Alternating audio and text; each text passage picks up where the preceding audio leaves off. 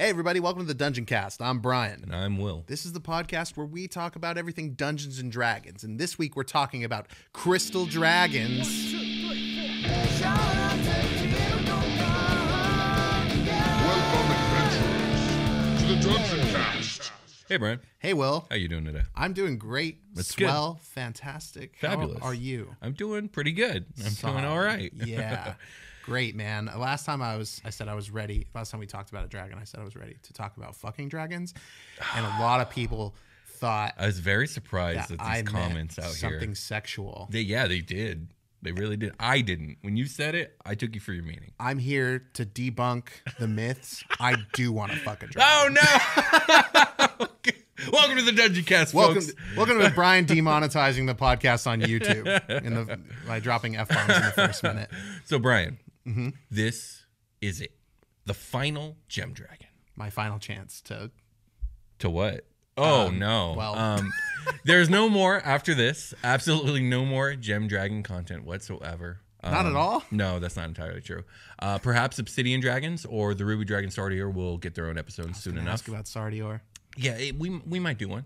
And if we do, maybe this year. We'll see. Okay. I can't make any promises. Okay, well. That and I really want to do this, I do promise, because I really want to do another dungeon building episode, and I can think of no better candidate for building a lair than one of the 5 gem dragons. So we'll do some random table dice. We'll randomly roll one of the 5 gem dragons, and we'll build a lair. We had some fun with the beholder on that one. Hey, everybody, if you're watching, watch me slowly sink down lower and lower in my chair.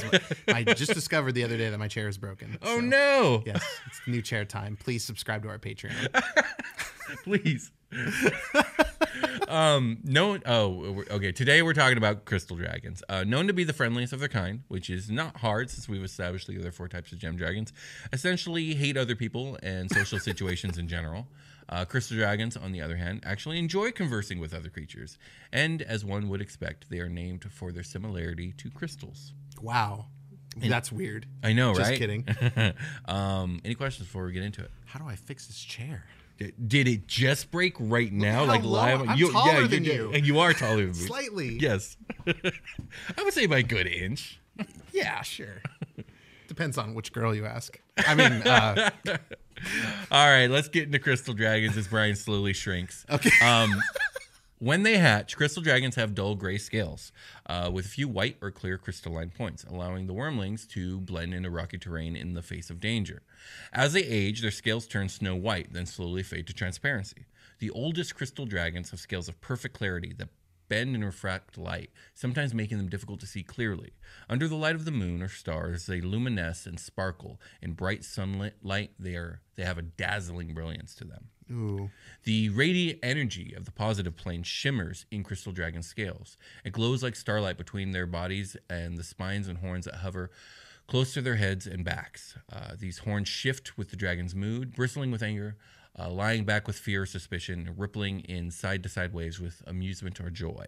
The visual on these reminds me of, you know, where they would keep the gachapon machines at like diners or grocery stores up front? Yeah. And Like the they little would have toys, right? Yeah, and they'd have like little sticker vending machines right next to it. Yeah. It'd be like Pokemon stickers that are like Oh my god, overly dude, holographic. you're taking me back to like my 8 to 10 year old life. Oh, yeah. Yeah, absolutely. I would always want those stickers, and my parents would never let me get them. Do you remember those 50-cent stickers in the vending machines next to the gachapons from the 1990s? I do. I do. They had like visibly drawn like holographic triangles all over them. Yeah, they did. Yeah, it sounds like that. They were super cool. Okay, moving on. As hatchlings, they average a 1 foot in length body and a 1 foot in length tail. I don't know if you want to. That's 0.3 meters, everyone. Indeed. While an adult averages a body length of 28 to 38 feet, Or 8.5 to 12 meters, and a tail length of 30 to 40 feet, which is 9.1 to 12 meters, the biggest great worms grow to 92 feet or 28 meters. long in the body, with tails 91 feet 28 meters. long. This is good. This is good. Yeah, setup. no, absolutely. Shimmering with radiant energy and brimming with life, crystal dragons enjoy an innate psionic connection to the positive plane, or positive planes, really, that suffuse their bodies as well as their personalities with light. By all accounts, they are among the friendliest dragonkind, nurturing and optimistic. They just don't want to talk to anybody, though. They are like as friendly as they are. There is a very slight aloofness to them, but they're still mostly very chatty. They smile at you at the grocery store, but they like avoid the They shit out just of keep you. going, yeah. They see you come into the bread aisle, they leave the bread aisle. I mean, I would say crystal dragons are still pretty social. You'll see. You'll Okay. see. Though they are the most amicable of the gem dragons, crystal dragons still rarely go looking for giving shit. They eagerly welcome visitors to converse with them when they appear, especially if they are interesting or appear friendly and not as if they are trying to rob them. 'Cause, they are dragons with hordes and they protect those. So they do want to talk about bread. Yeah, but they don't go looking for bread conversation. They'll talk to you if you're like, oh man, what's up with the special on the wheat? Is it cool to buy? Exactly. They'll be like, yeah, it's good. It smells great. Otherwise, they, like other gem dragons, try to avoid meeting others. It's oddly paradoxical, but I don't know. I kind of get it because I very much am like this in real life. Yeah. Like, you know me very well. Uh-huh. When I'm in a setting where I'm around friends, I'm very chatty, but I never go looking for conversation. I very much avoid it in the real life. I'm quite introverted. Yeah, me and Will and I like having friends, and we love all of you. Indeed, but we do. We don't have to talk to most of you, but we do. If you talk to us, if you email us at the dungeoncast@gmail.com, We will talk we to will you. talk to We you. welcome the conversation. We just don't go looking for it. I didn't make it to the PO box because I had time today and not yesterday. So before in a month from now, we will have opened up the PO box and we'll be talking about it. Okay, for sure. Because we Sounds record episodes in batches of 3. We do. So it's more like 3 weeks from now. But yeah. Yeah. Crystal dragons are non-aggressive by nature and rarely start a fight without a good reason. They would much rather talk things out. In fact, they even have a common, rather bad habit of using charm person near the start of almost any conversation to avoid the risk of battle later. Yeah, that's pretty manipulative. You're and walking the straight line, I was gonna abusive. say. Yeah, that's not cool. Not cool, crystal dragons. Not really that cool. That's how much they want to just have a chill conversation with yeah. somebody. It's like, please don't fight me for my horde. Please don't fight me for my horde. No, just fuck it. Charm person. I can't do this. I can't handle the anxiety. As I said before, their connection to the radiant forces of the positive plane fosters a nurturing, optimistic attitude in most of these dragons. This has a strong enough influence in crystal dragons that they sometimes even go as far as to adopt the abandoned eggs or hatchlings of other dragons. That's how nurturing they are. Okay. Many a white wormling has been raised in the caring environment of a crystal dragon's lair. Everything's checking out except for that charm person thing, pretty much. Yeah, but this white wormling thing gets a little weird. You'll see. Crystal dragons have an endless curiosity about the world in general, but a favorite pastime of theirs is to emerge at night, lie on the ground, and watch the stars. Many crystal dragons make a study of the stars, recording their observations of the night sky and tracking the signs written in starlight. They read these signs as omens, giving them glimpses of what is to come, and they eagerly examine the potential futures of any creatures who come to them in peace. So they definitely want to know your sign, they want to read your palm, and they want to read your future. I in the fantasy world, that's all cool with me. Yeah. I do not like doing that in real No, in you don't real like life. to get your stars charted or whatever they call it? Like, okay, like when we get into astrology conversations, like I respect your decision to believe in it and all that. That's fine, but please stop imposing it on me, please. Yeah, no, Please, God. of course, absolutely. I was going to be like, yeah, I agree. me too. Me, I am Crystal Dragon also, but not anymore. Not with that part. A crystal dragon's first question is like, "What's your sign?" Yeah, Definitely, see, definitely. yeah. Yeah. Mhm. But they're not going to ask you. They're going to wait for you to ask them. Yeah, that's true. That's true. They also love having fun and making mischief, often in the snow.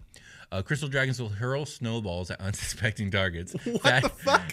Fashion splendid sculptures from snow and ice, and construct snow forts and even amazing palaces on top of mountains. These guys are so interesting. They're What the very hell chill. is that? They're very chill. I love it. Especially when they're in the snow. Yeah, so you can't get chiller than that. Crystal dragons seek out frigid, picturesque locations with clear views of the sky above to build their lairs. Crystal clear locations, Mm-hmm. maybe. Thus, their lairs are most often found in polar expanses, dizzying mountain peaks, and glacial flows. Some resemble icy palaces with numerous balconies offering plentiful opportunities for sky gazing. Though ice and snow are the most common materials they use in construction of a lair, crystal and other precious minerals feature prominently in certain areas. In this way, crystal dragons' hordes literally become the fabric of their home. What? Okay, cool. Yeah, so they literally implement crystal and gold and gems into the construction of their palace-like layers.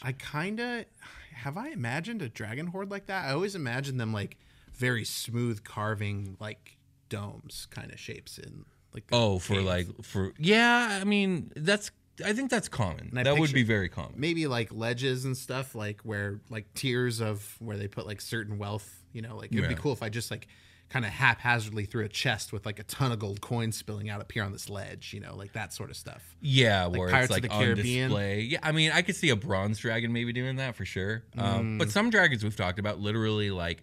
Yeah, on the outside it may look like a craggy cave. When you go inside, it's just a mansion in here. Yeah, I have also pictured like it's a museum that you walk through, and it's like got like rectangular hallways and things like that. Mm-hmm. Yeah. So it just depends. It really depends on the dragon. This one likes to build ice palaces with stuff embedded into the walls. That's fucking cool. Don't they do that thing out in there's some Antarctic tundra place where they like build a bar and hotel out of, it's like a 5-star hotel they build out of ice. Have you heard of that? I haven't, but I've gone to like I don't know what they're called. They're like below zero bars or whatever. Yeah. Where the walls are ice and like it's kind of like that. Your drink glass will be made of ice. Yeah. So the hotel, pretty much it's like all that stuff. There's just a bunch of dudes with chainsaws working all day, and then you get to go party. It's fucking cool. Yeah, it's pretty badass. It's about as cool as it gets. Absolutely. It's a lot of snow jokes. Like gem cutters seeking to perfect a diamond, they spend much of their lives refining, polishing, and enhancing the beauty of their layers. So their layer is their hoard. It's their treasure. It's their everything. This is pretty sweet, although I think other dragons might shit on them for that. Every dragon's got their style, and every dragon is always treading on other dragon styles. Wow, your walls look great. Where's all your stuff? Yeah, exactly. Where's like all your like gold and stuff? Dragons are so judgmental. One of the factors behind why crystal dragons who dwell on the material plane prefer to live atop cold, high mountains, usually on the very peaks and crags, is that they favor cold, open spaces with clear skies for their stargazing. In fact, a good number of crystal dragons decide to reside in the elemental plane of air, the most open sky place of all time. Nice, so yeah. It's nothing but sky. It's mostly in all sky up directions. Yeah. It's all sky. Some of the clouds are hard, I guess. Yeah, I suppose so.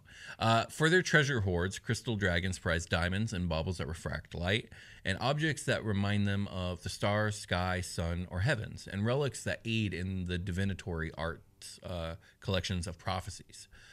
This, of course, includes countless works of astronomy and star charts. When it comes to magical treasure, they seek items and spells that predict the future, can create or manipulate light, or channel positive energy for healing and nurturing. Okay, now I'm starting to see it. Their hoards could have like movable wall parts and stuff to like this crystal is actually a skylight that like opens up and refracts the light a certain way. Yeah, and stuff definitely. Like that. That's super cool. They're I like that using idea. like these trinkets and gems they find to make like mosaics of a certain like it's a big mural, it's a big picture, but it's just made of tiny little like specific gems or like gold pocket watches and yeah, and then maybe the mural itself is actually like a chart that depicts like I don't know the phases of the moon or the sun or whatever. Yeah, like we did the moon and the sun is made of gold pocket watches, and the moon is made of crystals. Yeah, there you go. Neat. It's fun.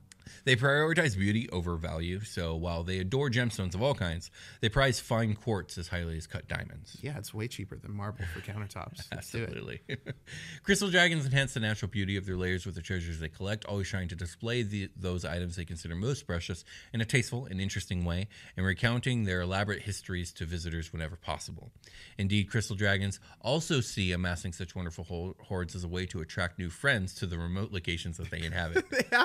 They want to talk to you so bad, but they don't want to be cringe. Yeah, they're homebodies, but they're social homebodies, but they just don't want to leave their house. So why don't you come over here? They're very secretly leaving flyers for like an open house, like, hey, come see my hoard if you want, I guess. But you didn't hear that from me. Yep. Actually, I don't know who made this flyer. As one would imagine, crystal dragons frequently come into contact with the many Arctic monsters of Dungeons & Dragons, most of which are quite mean. Frost giants, remorazes, white dragons, etc. Conflicts with crystal dragons and white dragons in particular are very common.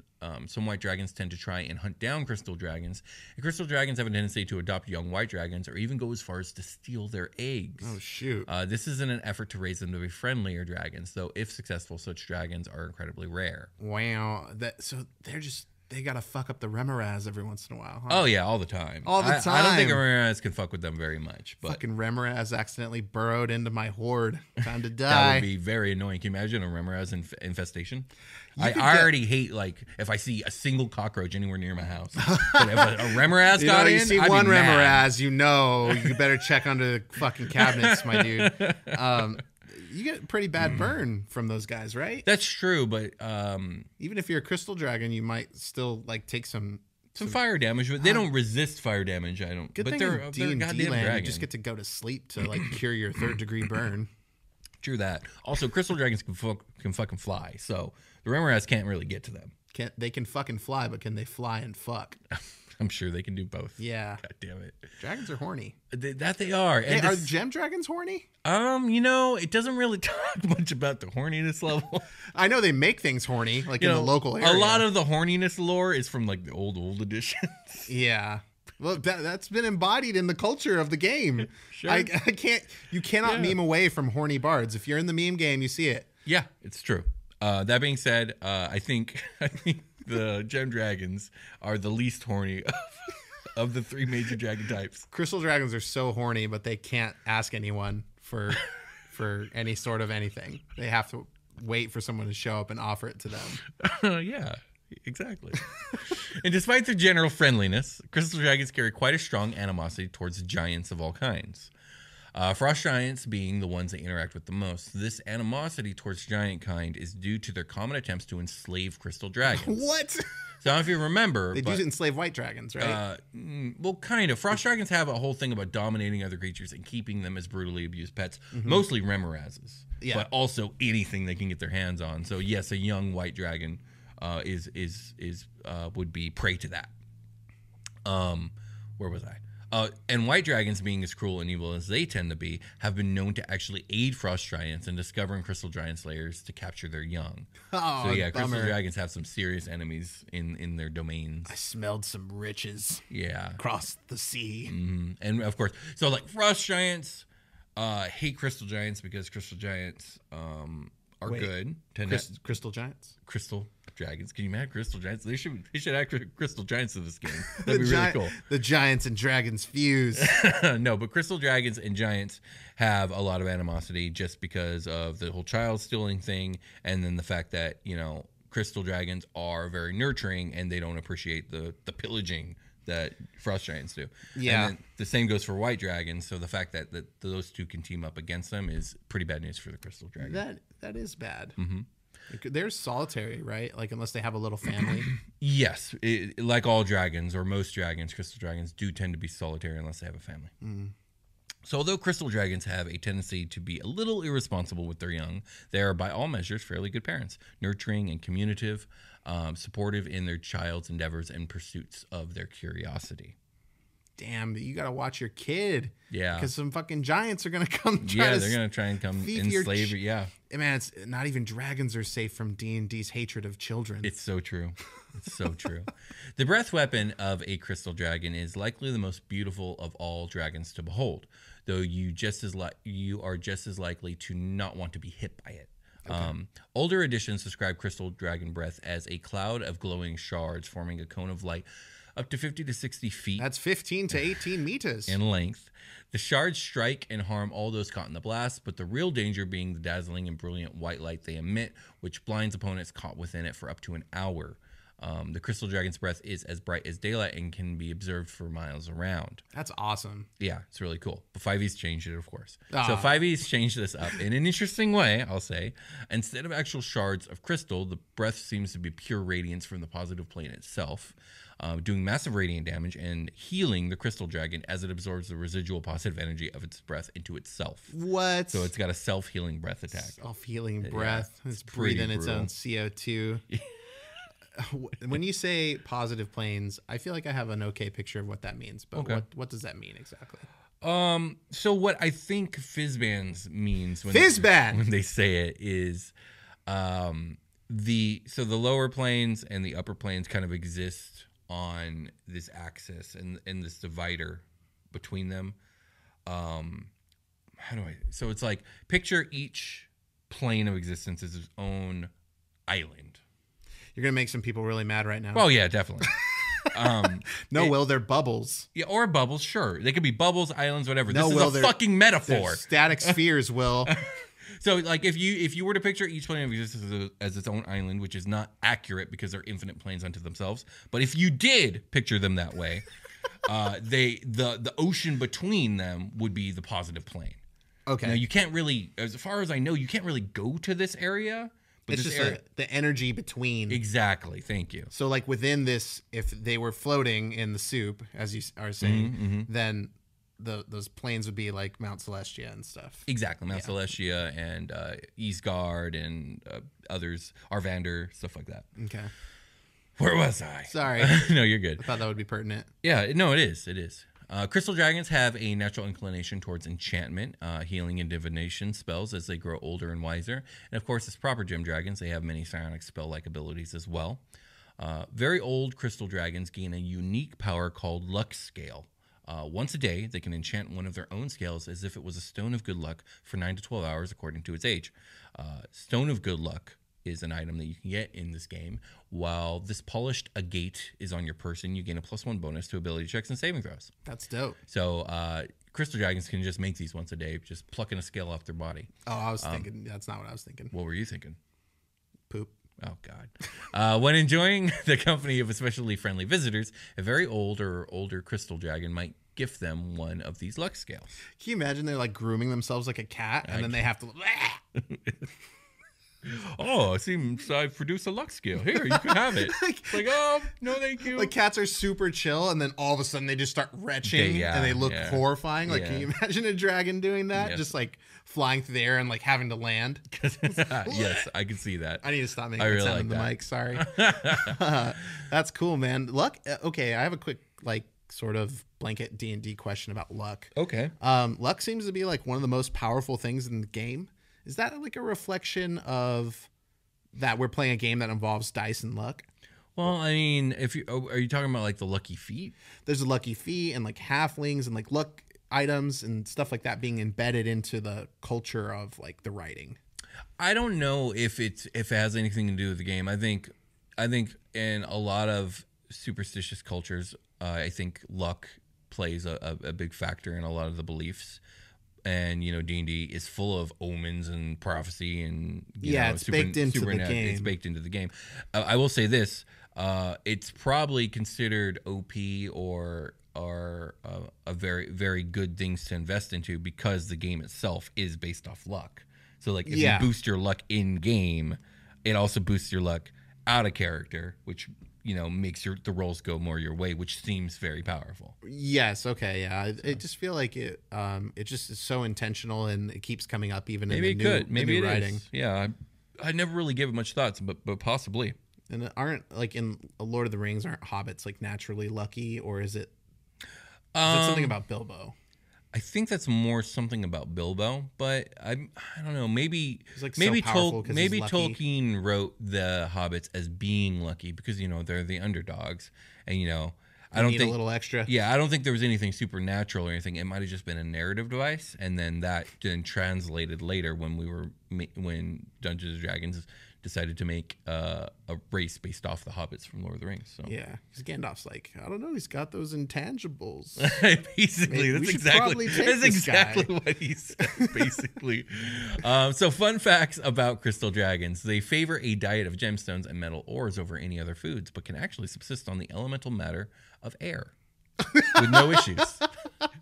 They just breathe and they're good. There's a $30 buffet, plane of air. This afternoon, between 4 and 7. The finest air, bottled at the crispest, most clear, cold mountaintops. They have a walk-in freezer just with a bunch of chilled air. Absolutely, yes, absolutely. In crystal bottles, they just down the whole fucking thing. It's like the Ferrero Rocher of crystal dragons. I love it.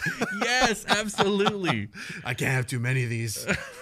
I'll get fat. Trying to watch my figure.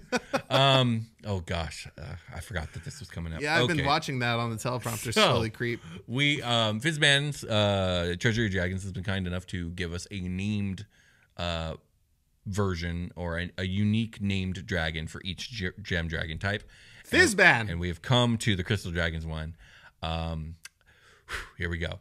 This dragon's name is Sarindalagalaftor.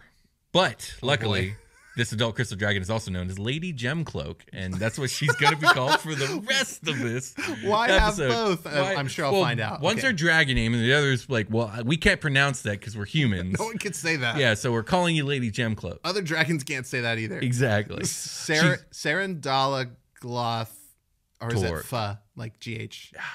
Or maybe it's Saladal, like Dal. Or Da. I'm going to say like Saren. Sarindalal. Tor. Sarindalalathor. Sarindalaglothor. Somebody remix that. Turn it into like an auto-tune song. Okay. The adult crystal dragon, also known as Lady Gemcloak, and sometimes the Axe Mother. What? Thanks to her association with a dwarf clan dwelling in the northern part of Faerun, she lives closer to civilization than crystal dragons typically do, which delights her because of the close friendship she has formed. But also annoys her as she is forced to deal with hostile fools who mistake her for an evil white dragon, which would be very annoying. Sure. Yeah. I love these little dwarfs. Yeah. I love you, Axe Mom. I love you, ex-mom. I love you too, little dwarf.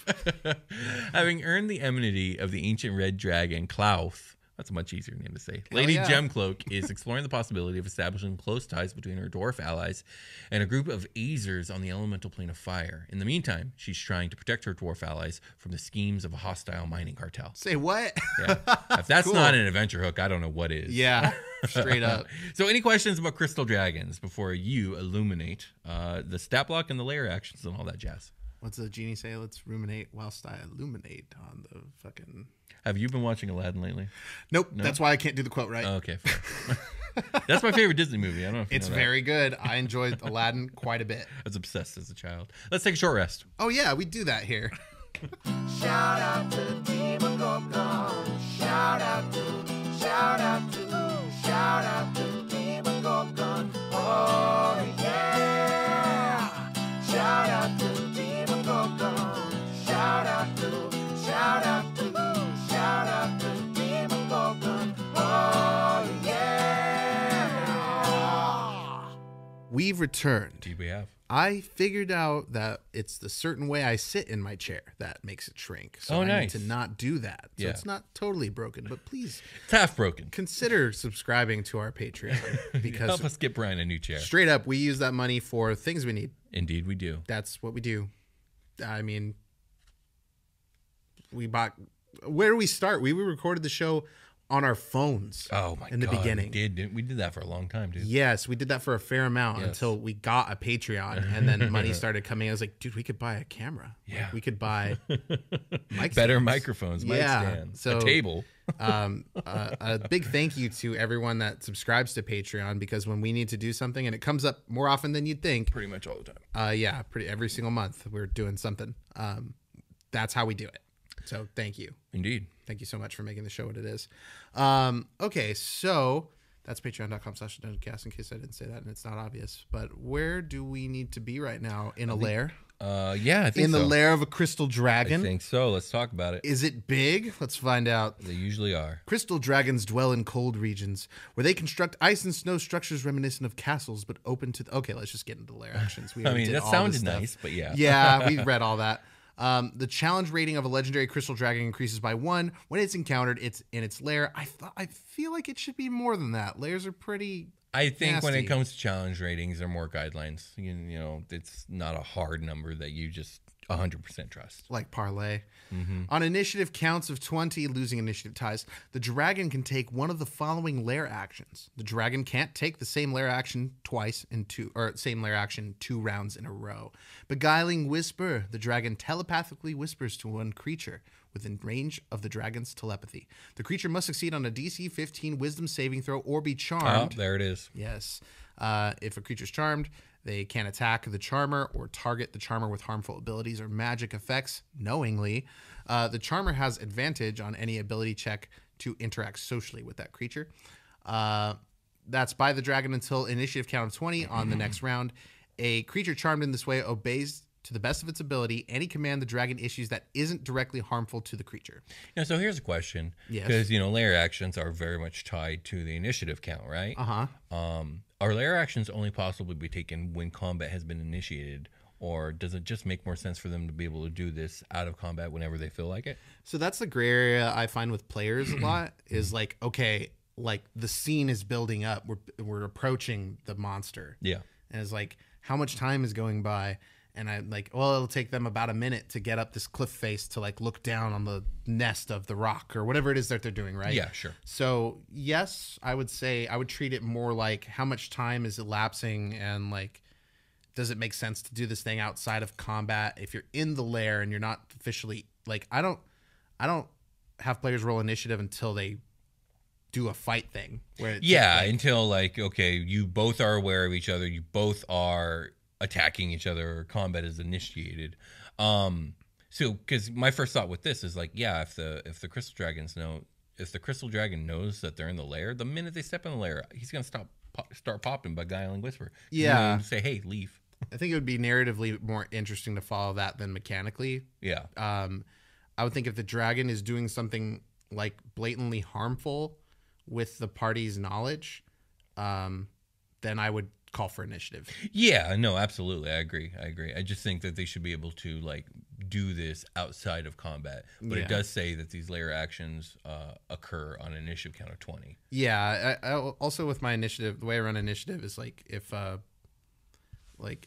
is it narratively interesting for me, the DM, to prompt initiative, or is it more narratively interesting, or was it forced that the players prompted initiative?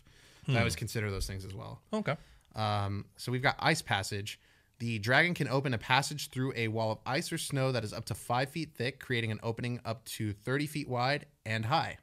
Nice. Okay, that's interesting. And since their palace or lair is usually made of ice, there's usually a lot of utility in that. Yeah, they just bust out their fucking chainsaws. Starlight's Gleam. The dragon chooses a point it can see in the lair. Gleaming starlight radiates from that point to fill a 10-foot radius sphere with dim light. Each creature other than the dragon in that area when the light appears must succeed on a DC 15 dexterity saving throw or take 13 2d12 radiant damage and be outlined in the glow, much like Fairy Fire. That's cool. Attack rolls made against an outlined creature have advantage. Just like Fairy Fire. Just like Fairy Fire. And the creature can't hide or benefit from being invisible. Just like Fairy Fire. Fairy Fire. It's Fairy Fire with a little bit of damage on top. I like it. I'm just going to read these as they're highlighted. Okay, yeah, but sure. When you're invisible in Dungeons and Dragons, It means they can't see you. Yeah. Whoa. An invisible creature is impossible to see without the aid of magic or special sense, like Devil's Sight, which is coming up in 2 episodes. Also, I think ancient dragons have true sight. Yeah, they do. For the purpose of hiding, the creature is heavily obscured. The creature's location can be detected by any noise it makes or any tracks it leaves. That's what Pass Without a Trace is for. Attack rolls against the creature have disadvantage, and the creature's attack rolls have advantage. Nice. Usually in a lot of scenarios, if you're invisible and you attack, you become visible. Yeah, usually. So you get one freebie. The starlight and the glow around any creature fades on initiative count of 20 on the next round. Oh, so it does fade in around. I think Fairy Fire is tied to concentration. That's cool. Okay. Regional effects. The region surrounding a legendary crystal dragon's lair is altered by the dragon's magic, creating one or more of the following effects. Clear skies. The skies above a crystal dragon's lair remain clear and free of precipitation unless magically altered. Winds blow lightly, posing little threat to those approaching the lair, and visibility is the best possible for the time of day. That's fucking cool. I feel like a druid could probably use druidcraft to tell the weather and be like, it's going to be clear. Like, it was raining over there, like pretty close by. That's weird. Yeah, that would be weird. And also, I was thinking, if a crystal dragon always keeps the area around their lair of clear sky, where does the snow come from? Ooh. Or do they like, oh, okay, the snow's getting a little thin, like bring in the clouds? I'm sure that they are like, time to take a vacation to like the other mountain while I let this one snow up. Yeah, time to go to my summer home. Yeah, they just fucking stick a big tube in the lake and start like blowing snow all over their stuff. Yeah, absolutely. Crystal dragons, the power tool dragon. Yeah, so it would seem. We got chainsaws and whatever the hell you just said. Chainsaws and like a snowblower. Yeah, well, sure. A snowblower is something else, huh? Yeah, it is. I don't know what they call that machine. Yeah, I don't either, but it exists. I know it exists. It does exist. They do exist. Like the M&M commercial with Santa Claus. Yes. Crystal profusion. Plentiful quartz crystals form in natural stone within 6 miles of the lair, particularly in places where natural light can shine on the crystals. Neat. Icy sight. Ice and quartz within 6 miles of the lair become conduits for the dragon's psionic presence. As an action, the dragon can cast the clairvoyance spell, requiring no spell components and targeting any ice or quartz crystals in that region. Okay, so that's basically they can see and hear you through all the crystals, right? Clairvoyance says, like, go spy on somebody, pretty much. Which kind of feeds into the thing I was saying about the beguiling whispers. It's like the second they enter the lair, you're going to start hitting with that because you're going to know they're there because you can see through all your crystals throughout your lair. Yeah, well, this is the region. We're in the region now. Yeah, so like that's what I mean. Like inside the lair, they can do that.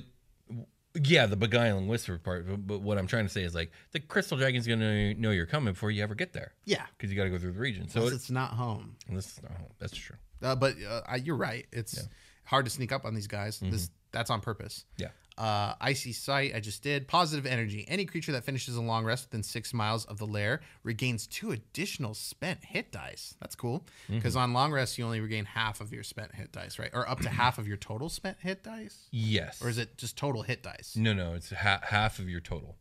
Half of your overall total, not your spent total. Yeah, of your overall total. Yes. Cool. Yes. Yeah. Okay. So according to the rules, you need 2 long rests to replenish from 0 all the way back. Got it. If you're empty. If you're empty, yes. So this would mean that you could you could just get 2 more. You get 2 extra. You can figure out what it means. Yeah. Thriving wildlife. Here we go. Let's what, fucking go. Animal populations. What goes into a horny frenzy when a crystal dragon's around? Let's find out. Can't wait. Animal populations flourish within 6 miles of the lair. Ability checks made to forage for food by hunting, fishing, or trapping in the area are made with advantage. Everyone's horny. Animals. Oh, humanoids are animals. I will. Everyone's horny. Humans are animals. If you go to Crystal Dragon Town, you're going to have a baby on your way back. If the dragon dies, the animal population near the lair returns to normal levels over the course of 1d10 like days. Like lemmings, they throw themselves off the hill. Except for that's actually not true. That's a propaganda, but lemmings don't do that. Lemming propaganda is out of control, Will. Stop perpetuating. I'm not lying. It was actual propaganda. Well, not propaganda. Anyway, we'll get into that another time. Wait for that episode. What's that episode called? Fucking how Disney tricked the world into thinking lemmings commit suicide. How to write lemmings into your 5e game? Yeah, in a realistic way. There we go. Based off of facts. Lemmings, the best Ranger Beastmaster companion? ? Here's 10 things you get wrong about lemmings.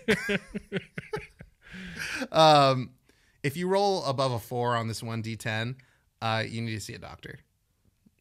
Oh, gosh. I was going to say, before we got into all the weird horniness of the Crystal Dragon, that a Crystal Dragon patron for a D&D, an entire campaign, so like a patron of the party, would be really cool because it's like this gorgeous area is your home base.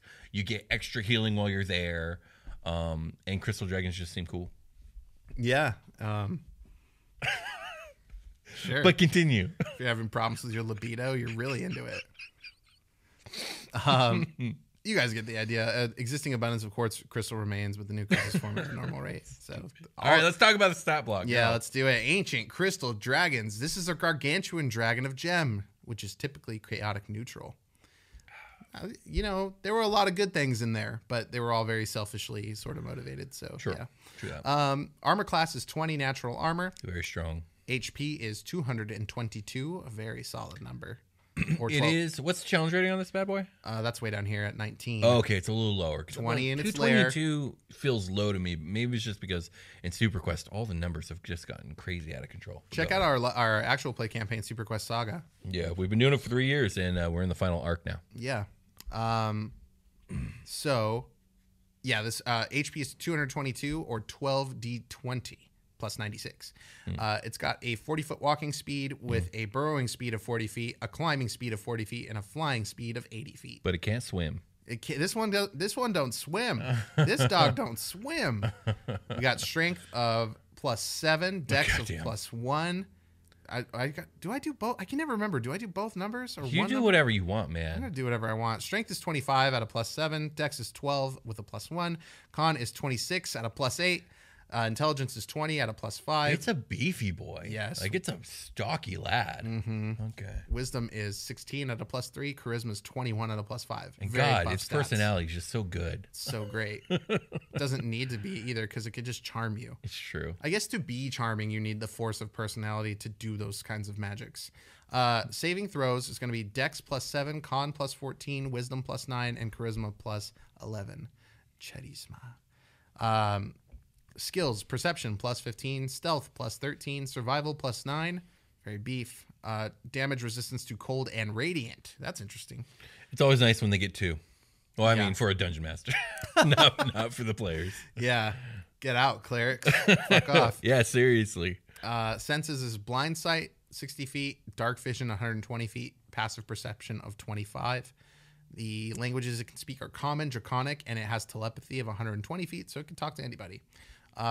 Challenge rating is 19, 22,000 experience points. Here's a question. Is it just me, or should challenge rating be like, I feel like where they put it in the stat block is not ideal. Because it should be at the top. It should be at the top, in the top left-hand corner. Then But they're right saying- above or right after the name of the creature.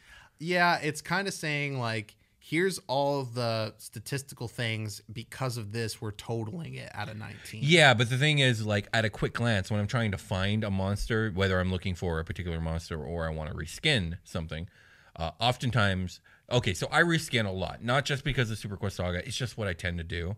So oftentimes when I'm looking through a catalog of monsters, the first thing I'm looking for is the challenge rating because I have the general idea of the difficulty I want the fight to be. Right. So, like, yeah.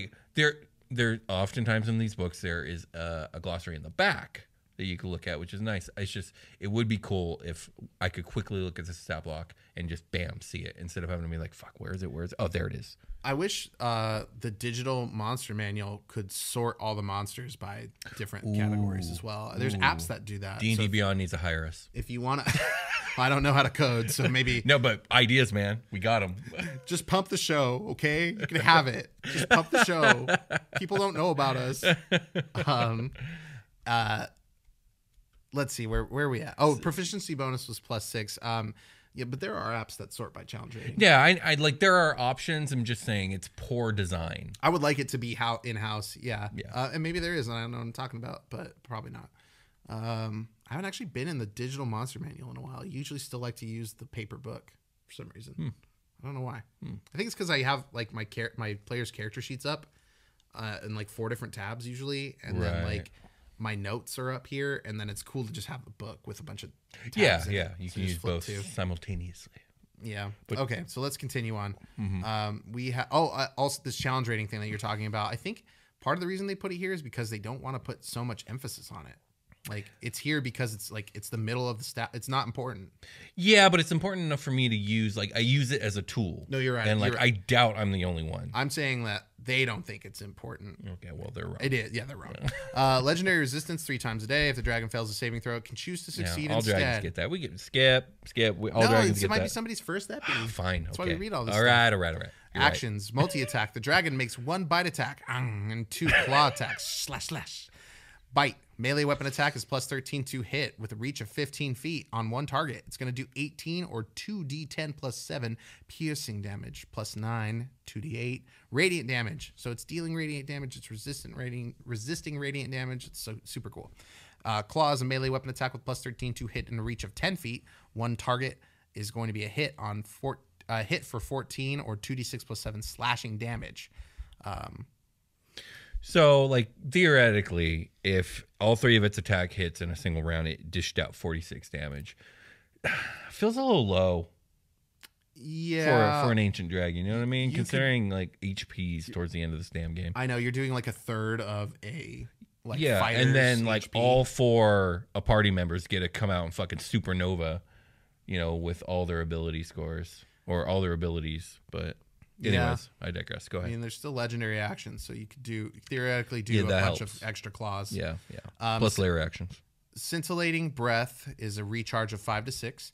The dragon exhales a burst of brilliant radiance in a 90-foot cone. Each creature in that area must make a DC 22 Constitution saving throw, taking 49 or 11 d8 radiant damage on a failed save, or half as much damage on a successful one. The dragon then gains 25 temp HP by absorbing a portion of the radiant energy. That's crazy. That it does heal itself. It does heal itself. And I was thinking, like, now that I think about it, its bite and claws are just what it does between charging its breath. Pretty much. Yeah. I mean, or if they like fuck you in particular. Bah, bah, bah.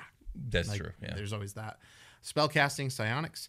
The dragon casts one of the following spells requiring no spell components and using intelligence as a spellcasting ability with a spell save DC of 19. Very good. Dancing lights, guidance at will. Dancing light says make lights. That's probably to glamour its guests. Guidance says you touch one willing creature once before the spell ends. The target can roll a d4 and add the number rolled to one ability check of its choice. You can roll the dice before or after. Yeah, it's probably not going to use that in battle, but it's good for role play purposes. Yeah. If the dragon is an ally. Fucking patronizing ass dragon, like think really hard, guidance. Think hard about it. Once a day, it can cast command, divination, Nice. greater restoration, That's very nice. hypnotic pattern, and invisibility. Yeah, okay. So some of those are going to be used against a party that's trying to fight it for sure. Yeah, we won't read all these now. This is a lot. Go check them out. They're very cool. I actually don't really know too much about hypnotic patterns, so I'll be reading that later. Bonus actions. This thing can change shape. The dragon magically transforms into any creature that is medium or small while retaining its game statistics other than its size. This transformation ends if the dragon is reduced to 0 hit points or uses a bonus action to end it. Can also do a psychic step. The dragon magically teleports to an unoccupied space. It can see within 60 feet of it. No wonder they think they're better than you. They are better than you by double in most cases. It's so true. At least. So legendary actions. The dragon can take 3 legendary actions, choosing from the options below. Only 1 legendary action option can be used at a time and only at the end of another creature's turn. The dragon regains spent legendary actions at the start of its turn. You can do a claw. The dragon makes 1 claw attack. You can do some psionics. That costs 2 actions. The dragon uses Psychic Step or Spellcasting, so it could do any of the spells we listed earlier. Starlight Strike costs 3 actions. This is the Kamehameha of this thing's stat this. block. I fucking love it. The dragon releases a searing beam of starlight at a creature that it can see within 60 feet of it. The target must succeed on a DC 19 dexterity saving throw or take 38 or 11 D6 radiant damage. At the end of your turn, this thing can blast you in the fucking eyes for 38 damage. It's true. Yeah. I love it. That's the whole stat block. That's excellent. I feel like these dragon stat blocks are so much better than the OG ones from the Monster Manual. I know. I would Power love, creep. yeah. Well, power creep, and I just think like they realized that they needed a little bit more zest and flavor in these dragons, like you said, with this little Kamehameha. That's how they say it in the show. That was That's how really they say it good. in the show, Kame. Ha. Starlight Strike, yeah. And then of course the innate spells already built in, not like in the Monster Manual. It gives you like the variant option, but even then, like just having them built in is nice. Having a legendary action that is like very tied into the element, in this case radiance, is very nice. Yeah, it is cool. It's just a better stat block, and it would be really cool if they went back and revisited the chromatics and metallics and gave it this treatment. They really are doing better with their spice cabinet. Yeah, absolutely. Like if you just built in the spells and gave them 5 or 6 thematic spells, and then a cool, what is that? It costs 3 charges or whatever for the legendary action. Yeah, and give them like get an Inferno Blast for the red dragon or a Lightning Storm for the blue, and et cetera, et cetera. It's very fucking cool. Yeah.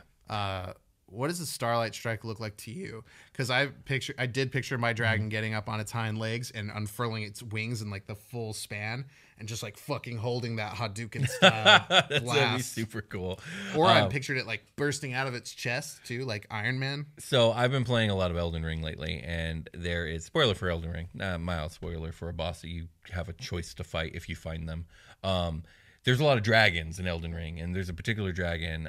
Thanks, dude. I can't play Elden Ring now. I'm sorry. It's an ancient dragon, right? And it has these lightning abilities, right? And sure. One called Lightning Spear, where this fucking dragon literally holds up both of its arms and summons lightning bolt spears in both hands, and then slams them into the ground, sending electricity everywhere. I kind of awesome. picture it like that, but with light. Oh, cool. Yeah. Neat. But this is so it's gonna. That stuff's gonna like rush out to one person because this is one. Yeah. I love it. Do you have any questions about this thing? I don't, except for to say that I'm happy with it, and then I'm ready to take a long rest. I'm also happy with it, and I'm happy that reading about it didn't make me as horny as like as it could have. As it could have in game. Let's take a long rest. All right.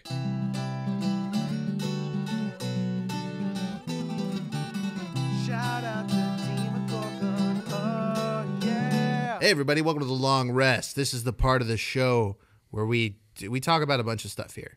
But yeah, a lot. We got like a whole list of stuff we cover here. We digest the things that we talked about by not talking about them anymore. We're not talking about the thing we were talking about for the rest of the show. It's mostly plugs. Get ready. Because we're plugging you, Patreon supporters. Special thanks to everybody that is on the Patreon right now. I know we've been saying like things are in the works. When we say that, we mean like it's like still like 3 months away, right? I mean, probably longer in some of those cases. I mean, but we could talk a little bit about what we're working on. Did you want to talk about it right now? I just wanted to talk about Unhollowed, Will's next DM project. Yeah, I'm working on. It's going to be a premium Patreon show. We're going to pull out all the stops for post production. We're talking like theme songs, full soundtracks, sound effects, voice acting to like redos by the players themselves, like ADR. Yeah, and it's going to be a horror, dark fantasy style game, heavily influenced by both Castlevania and Dark Souls. And I believe we're going to have our first session 0 in about a month here. And I'm looking to make the entire first season and make it ready to go, and then start releasing on Patreon once it's ready. And it's going to be high quality product for patrons only. And I'm very, very excited. Yeah, me too. It's going to be a great game. I'm going to be one of the players. We're also going to get Kiki, who some of you know. Yeah, my sister, and Freeland. Josh Freeland, friend of the show, Josh Freeland. And Tom from Dude Could You Tom Imagine? Yeah, exactly. So it's going to be a really fun squad. And the show has been, as far as now, and I don't think it's going to change, it's going to be titled Unhallowed. Look forward to that. We're working on it. And when it's ready and sparkling and good to go, you guys will be the first and probably the only people to hear it. So other things we have on Patreon in terms of this particular show, you can check out episode notes, early episodes as early as we can get them to you, which is typically anywhere from 1 to 3 weeks, ad free, baby. Mm-hmm. Don't listen to that fucking ad. Listen just to us. Indeed. Other than where we plug our own shit. That's true. But yeah, you guys can check that out at patreon.com/dungeoncast. There's tons, hours and hours of bonus content for live plays, some old middle pandemic. It's called the Dungeon Chats. Oh, we were trying that out for a while. It was fun. So that's a show on there, and there's a lot of live plays. The Vault Raider series, which is like 3 very large one-shot adventures. Mm-hmm. Halloween adventure that we once did, Ranger Danger. And there will be a 3rd Ranger Danger as soon as I can fucking make it happen. But there is one. And then Flashbang and the Surgeon, two seasons? There's 3 seasons of Flashbang and the Surgeon. They're 10 to 12 episodes for each season. Nice. Depending on which villains got part 2s. For people that don't know what FBATS is, it's Flashbang and the Surgeon is the title of the show. We call it FBATS. It's Batman the Animated Series episodes turned into D&D campaigns with these 2 characters, Flashbang and the Surgeon, who work for old Batman, kind of like Batman Beyond. And they go fight I try to keep the episode structure as intact as possible to stay true to the show. So it usually pans out pretty good. Obviously character choices are going to manipulate some things. And the cast is really funny. It's myself, your special guest Jake, and our good friend Steve. So yeah, you guys should definitely go check that out. I think you can get all that stuff at $10 a month. It'll get you everything that we just talked about. If you want to go up from there, it's $20 a month to get some special merch. Yeah. I think we have merch at 10 as well, like stickers or something. Yeah, and I know at $5 a month you get a lot of what we talked about. Not all of it, but at least half of it. Right. So yeah, check that out. I want to shout out the people that have come in. Yeah, let's shout out the people who have been so kind to us. The Last Mile. Oh my gosh, The Last Mile. No, they're not on here. I just want to shout them out. Okay, I was like, no way. Yeah, no way. Don't worry about it. Like, I just want to keep shouting them out. Yeah. It's awesome. I think I might want to do that. If you subscribe to us in the whale tiers, like the bigger tiers, I think we're just going to shout you out each time. Yeah, that sounds great to me. Yeah, because you deserve it. Thank you so much for floating this and buying me chairs. Here we go. Aaron Hicking. Thank you, Aaron. Thank you, Aaron. Tarchak, period. Thank you, Tarchak. Tarchak, thank you. Tarchak, thank you. Bailey Erickson. Thank you, Bailey. Thank you, Bailey Erickson. Thank you, Bailey. I like the way your first name is spelled. It's B-A-E. Ooh, Bailey. And I'll keep you like before Bay anybody Lee. else. Lee Erickson. Jared Pasek. Thank you, Jared. Jared, thank you. Thank you, Jared. Raekwon Brown. Raekwon, thank you. Thank you, Raekwon. We got Connor Adams coming out to shoot. Thank you, Connor. Connor. Thank you. And Ben LeMay. Thank you, Ben. Thank you, Ben LeMay. Thank you, Ben. Thank you. All right, everybody. That was the Patreon shout-outs. Once again, we really appreciate it. If you want to support us in other ways, you totally can, like leaving an iTunes or Spotify review or some review of any kind, like hitting that subscribe button. Smash that shit. Hit the like. Destroy it. Share Make it unusable. Blood Eagle that shit. No, not the Blood Eagle. Spread God the damn word, it. baby. Oh, God. Spread the word like an ancient Viking spreading a man. I can't. But yeah, please About do. this Dungeoncast. Definitely, please do. Yeah. What else did we say? I forgot to bring up the little list, but we got a merch store with all kinds of cool stuff. I'll be ordering more myself, so you guys will be able to see some of it in action on the show soon enough. I was wearing one of the baseball tees, Dungeoncast baseball tee, and also Dungeoncast baseball cap. I'm also a baseball fan, so yeah. Yes, and I'm a hockey fan, and the LA Kings have made the Stanley Cup playoffs for the first time in a few years. So I'm going to be wearing very nice King shit for now. For the interim. And fuck that hater on YouTube that, not actually, because I think they're probably a pretty cool person, but also fuck you for saying that the Kings were a bad hockey team at the beginning of the season. And fuck me for agreeing with you. Bad teams don't make the playoffs. Yes, they do. But if you want, not in baseball, they don't usually. What was I saying? Oh yeah, if you want merch though, if you want Dungeoncast merch, go check out our store, spreadshop.com. Yeah, it's in the description. Spreadshirt. Spreadshirt.com. Oh yeah, it's our spread shop on Spreadshirt. Yes, spreadshirt.com/the Dungeoncast, and you can also check out our Twitter, where there are tweets. Lots of them. Daily, in fact. Posts on Instagram, where you can see pictures of us, usually YouTube-style thumbnails. Yeah, that's true. And then also, we have a Discord and a TikTok, where we don't really do much on the TikTok, but a Discord, there's a lot. So fucking busy that I can't. So anyway, yeah, we got all that stuff. Check it out. There's a great community on Discord where you can talk all things D&D, like we do on this show. The community is in the thousands at this point. Yes. Yeah. You could talk about all things D&D at your pace, at your leisure, and the topics you want to talk about, not the topics we're talking about. But you can also talk about those things, too. You can talk about Super Quest Saga there, if you're fans of that show, which you should be. That finale is coming up. It's going to be awesome. Yeah, that's all we got. Let's call it a game. Let's call it a game.